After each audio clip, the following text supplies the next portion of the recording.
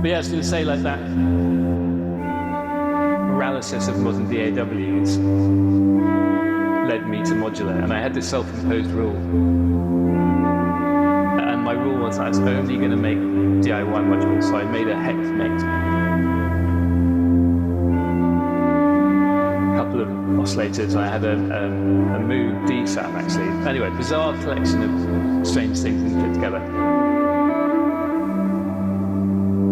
I still didn't make any music with that. I was still trying to find a way to make music. And then that was the genesis of Plinky. So I was like, what is the simplest thing I can build?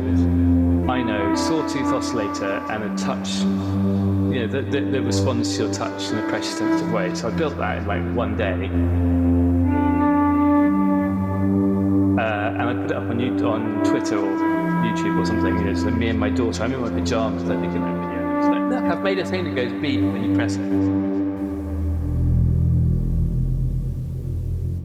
And I ended up spending more time noodling around, not making music for anyone else, but making music for myself on that thing than I had with this like modular rack with DAWs. And I was like, oh my god, this is small enough that I can enjoy it and constrained enough. Not for everyone, it's not for every music, but yeah, it was tiny and constrained, and it had all these like arbitrary constraints on it that was really helpful for me.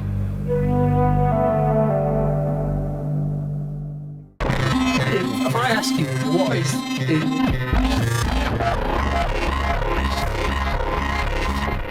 10 seconds or 15 seconds, what is everything it can do? Oh my god, what? It's everything it can do. Hey, let me think about that.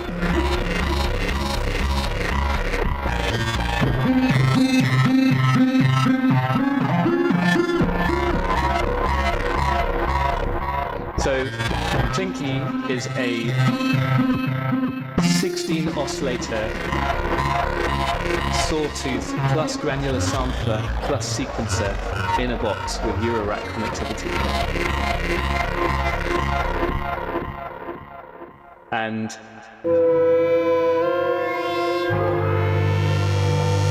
of those features, the one that's closest to my heart is the 16 sawtooth oscillators.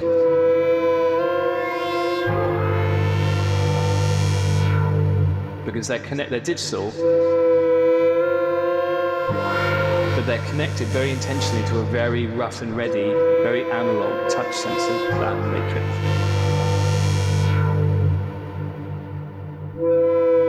I could have done something posh and, you know, digital and multi-touch and iPad-ish, where it like gets precise, you know, X-Y coordinate of every finger.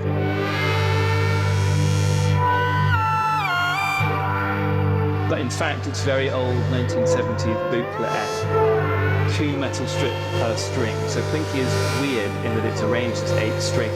Each string can only feel 1 finger per string.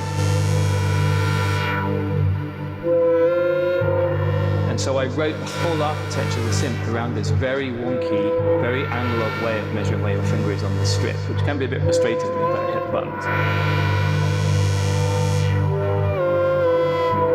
But it imparts the sounds to Plinky. So Plinky is not easily emulatable.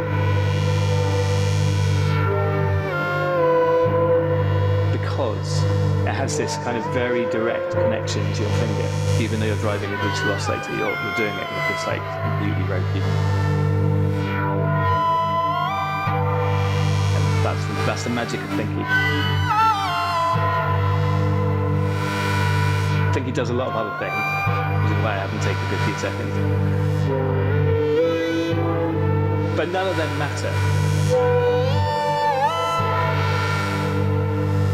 All that matters really is this like analog front end to a whole pile of digital oscillators, basically. What can I do with the granular sampling bit? Yeah, so you can bring in up to about a minute of audio, I think it is, slice it into 8 slices, each of which is mapped to the strings of the instrument. And then there are two modes. There's basically a mode where basically the entire sample is mapped out across the keyboard. So the top is the beginning of the slice and the bottom is the end of the slice. Your fingers are the playheads. So when you press down somewhere, it puts a playhead right where your finger was. And then you sort of feel around to hit. Right? If I recorded a minute of piano into it, which I had done, you find the pad where the particular note that you played, oh, there's that F sharp I played, and you can sort of nudge your finger up and down to really get that F sharp, or you can play through. Then the other mode is a more traditional multi-sampler, where basically you tell Plinky what each slice of the 8 slices, which note it is on a keyboard map. And you'll get like multi-sample piano out of it, for example.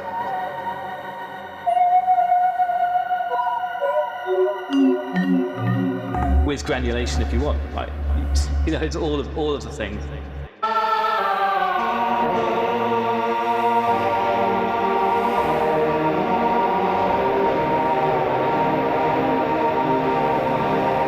It looks really complicated. How do I learn this the easiest?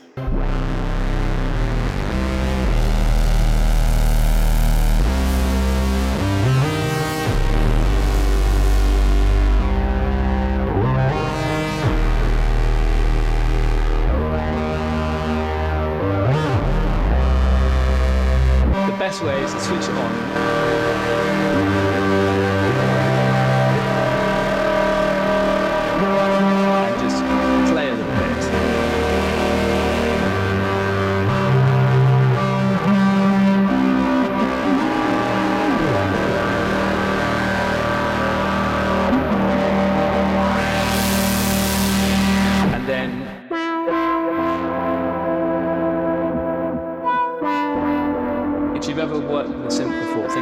That you might want to change.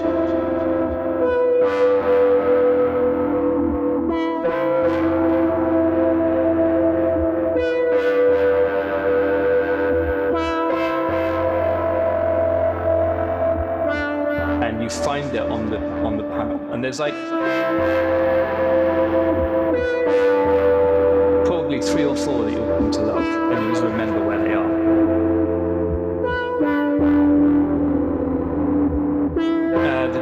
Which is a rock finger icon on the top row, is very nice. ADSR is probably the most useful. And then the reverb and delay and Plinky are really lovely, so that's all top 3 rows.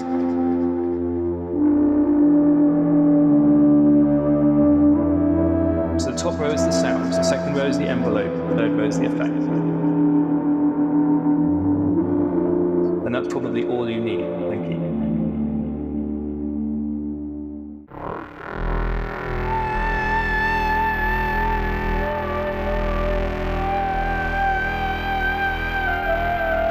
Oh, and I'm going to leave one more pad, which is R.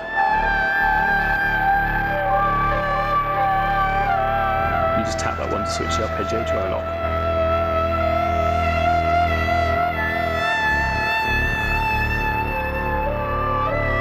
Juno 60 instant.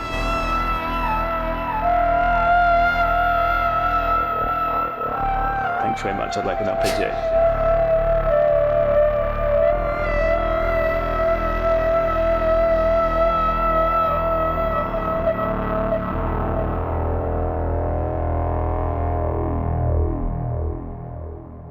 So the principle of Plinky is that it's a play surface. Every button is dedicated to playing.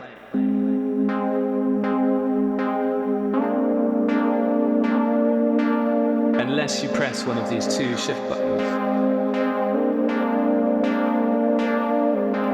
And basically there's the upper shift button and the lower shift button.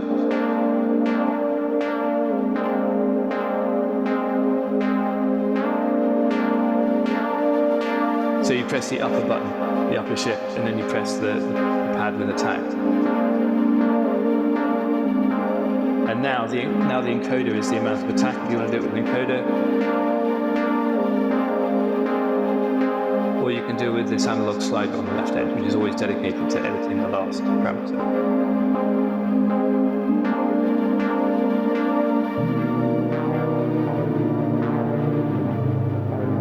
And then if you want that row back as voice, you just tap the shift key again to come out of parameter mode.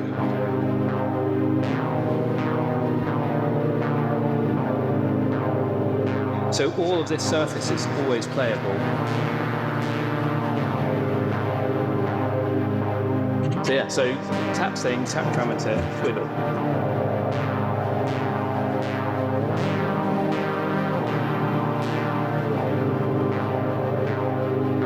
That's it. And you can just learn and play.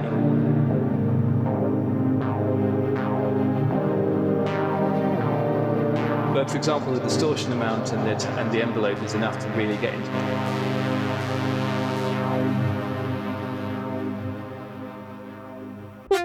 The reason the arpeggiator is lovely and worth a try early on, all of that row along here are various arpeggiator options. You can set up Euclidean rhythms, you can set up probability percentages. I mean, it goes ridiculously deep, but none of that matters. You can kind of flail around and just enjoy it.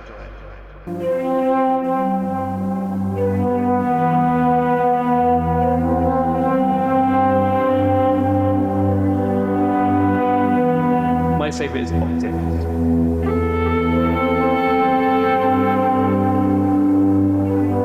Which is just like in a Duke, I think, a sort of, you can say like 3 octaves, and when you play a note, it will play as one note.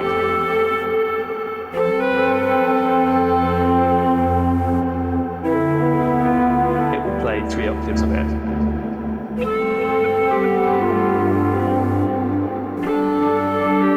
And you can choose up or down or random and backwards and blah blah blah.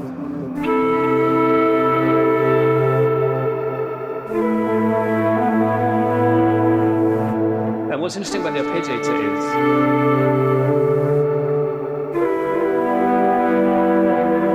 it sweeps from left to right.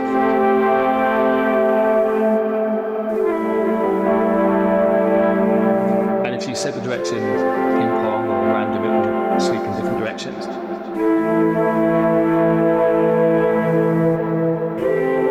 But that means that the rhythm of it depends on how many fingers you've got down.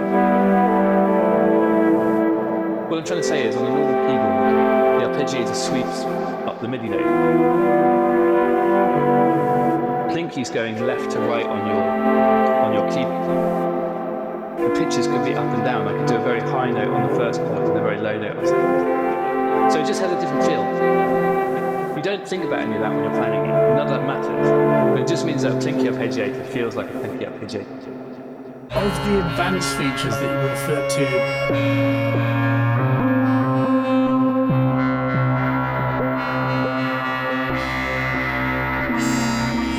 which would you focus on, which you think are the most powerful and interesting to play with? Right, the gateway drug. They're all about modulation. So Plinky has 4 modulation sources that are important, and a random one. And the random one is the one that I would say is the gateway drug. So if you have modular gear,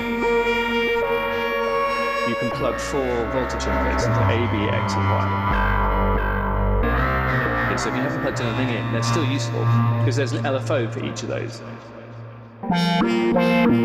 Now, why do we have these 4 LFOs?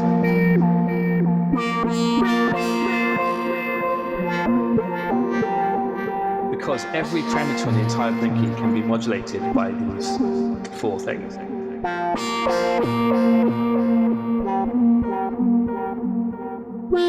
In fact, a mixture of it. You can have 10% A, 20% B.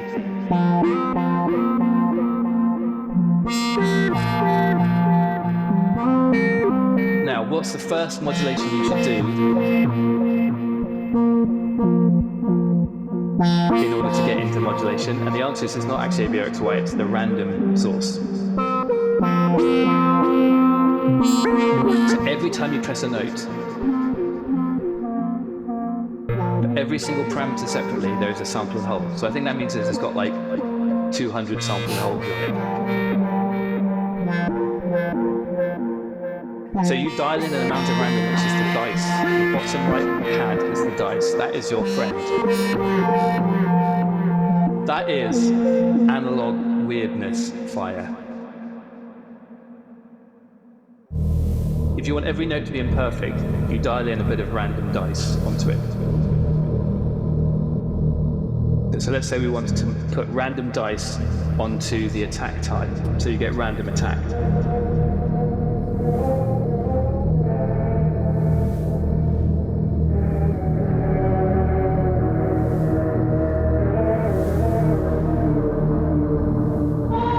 So you press the upper shift, you press attack, and you press dice. And now the encoder isn't the amount of attack, it's the amount of Randomness. per step, and per voice and per everything. But you can dial randomness to anything. You can dial randomness to octave. You can dial randomness to the shape of the arpeggiator. You can dial randomness to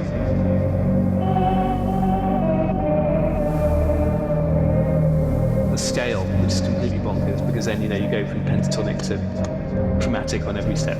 Useless, but it doesn't matter. The idea of Plinky is you don't think about these things as like what they're actually doing. You go, I'm just gonna experiment.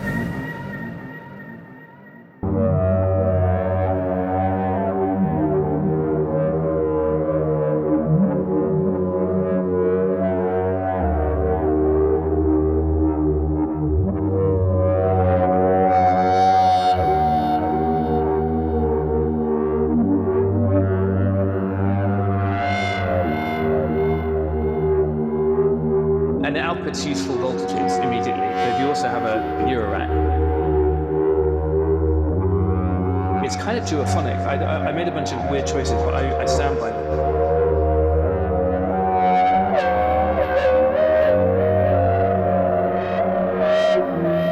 So you'll notice one of the outputs is called pitch low and the other one's called pitch high.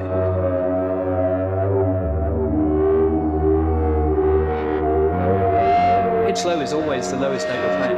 The idea being if you're playing an arp or a chord or something, it would be the root.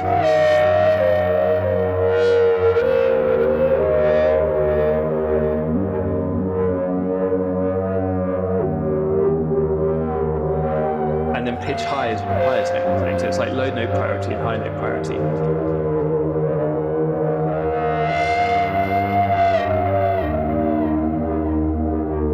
And so you can use that to like plug in a drone synth to double with your Plinky, for example.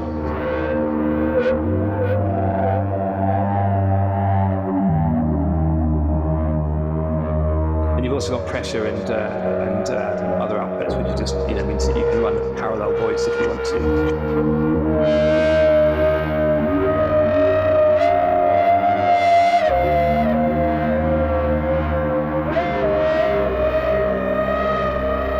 So yeah, that's Plinky.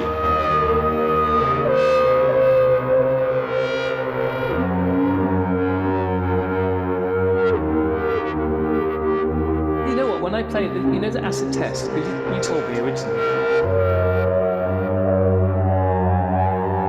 When I first met you, I think it was in Euston train station. I was like, "Hello, Alex, nice to meet you. I'm making this."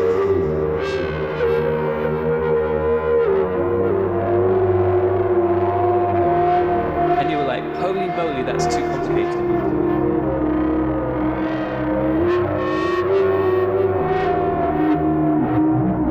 And you weren't wrong. I actually really appreciated that feedback. And I went back and tried to make a synthesizer Plinky, and I just didn't love it. Like, it wasn't bringing me joy or whatever. So, against all better judgment, I released it. And a few years later, I realized it is too complicated, but there's a few features on it that I just keep coming back to. And that is, I plug it in, I don't know what, presets on there, and I just play with it for a while. these top few rows are where I end up just iterating, and you can lose yourself there really quickly. I think it has that je ne sais quoi of like,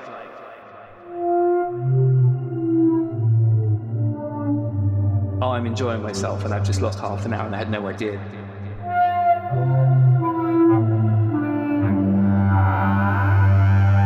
So yeah, that's top 3 rows.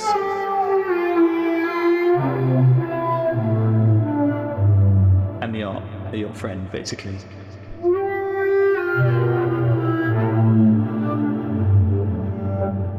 Maybe top 4 rows then. Sorry, that was 15 seconds. In 17 minutes.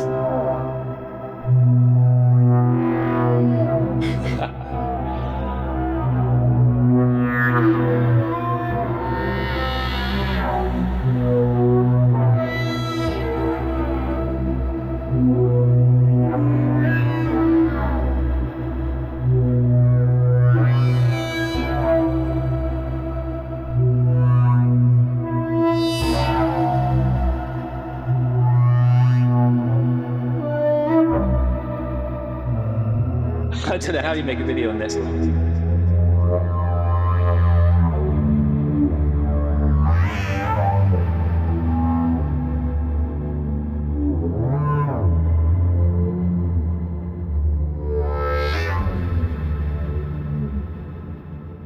Who named Plinky?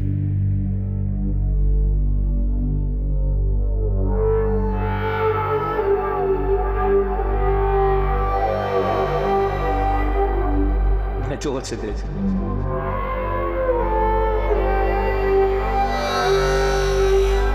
She's on the original video.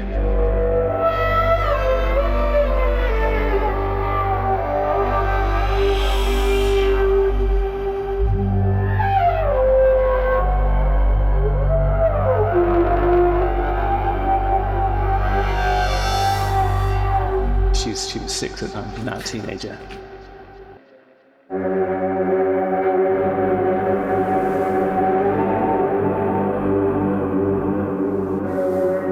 And I don't know if you know the making sound machines part of the story.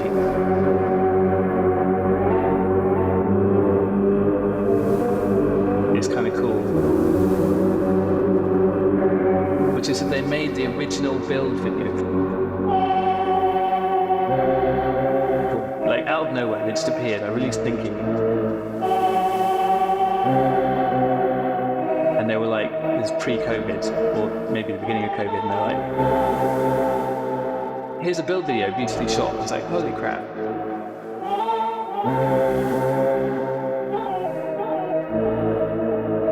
And then I left Plinky because I was overwhelmed. There's a chip shortage, I couldn't make them. There was lots of angry people saying, where's my thing? And I left it for the best part of a year or 2, open sourced it. It's sort of abandonware. And then making sound machines were like, here's some hardware improvements. We fixed the noise on the sampler. We've put a USB-C port on it.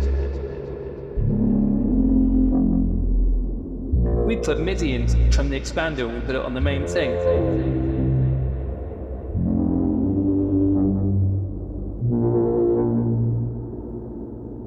Just like, it wasn't just making something. There's a couple of other lovely people in Discord as well, like Ocuron, Crazy Emperor. But making sound machines spearheaded, okay. And they're like, Alex, do you mind if we made them again?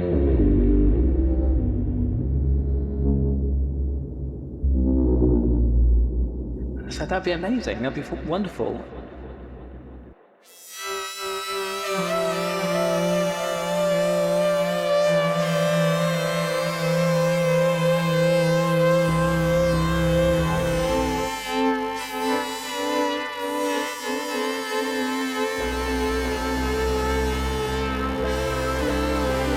artwork. They've commissioned this beautiful artwork.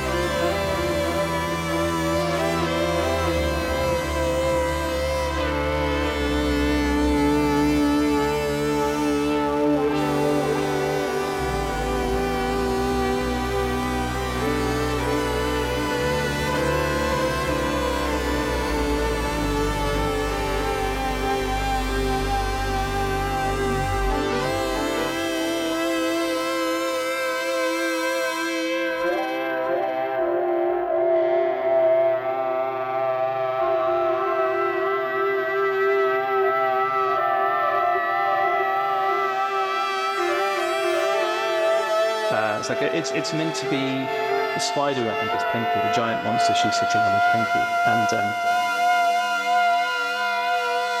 slightly unruly beast. The idea is that Plinky's not quite under your control.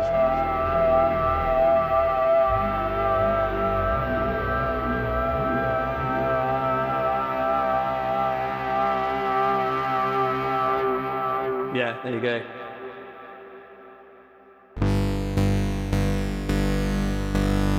It's gone from being a hobbyist's best effort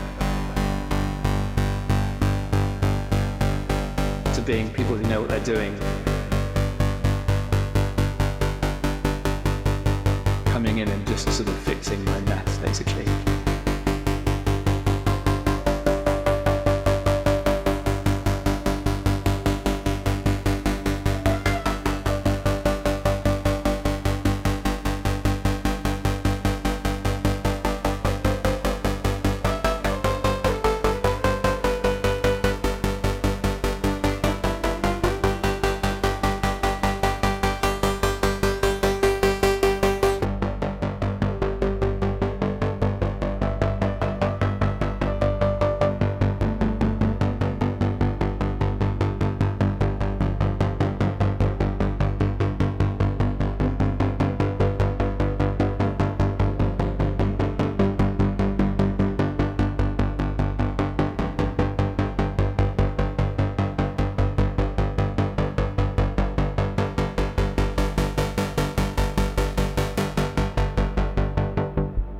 Yeah, there you go.